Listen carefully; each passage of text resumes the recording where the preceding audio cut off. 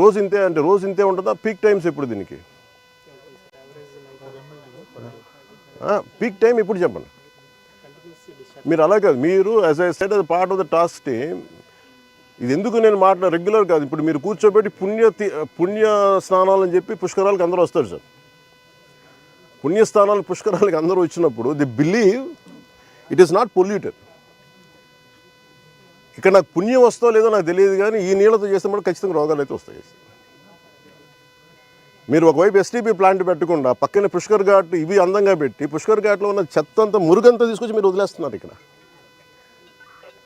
And Durgesh గారు, మీరు ఇవన్నీ మీరు చెప్పాలి కదండి as being a tourism minister. మీరు చెప్పాలి, అలా కాదు. మీరు ఎస్టీపీ మీరు కూర్చున్నప్పుడు ఇవన్నీ చెప్పాలి కదా. పుష్కర్ ఘాట్ అంటే కూర్చోబెట్టి అందంగా 4-5 అలంకారాలు తీర్చిదిద్దడం కాదు కదండి. రేపు పొద్దున్న మిమ్మల్ని కదా అడుగుతారు టూరిజం.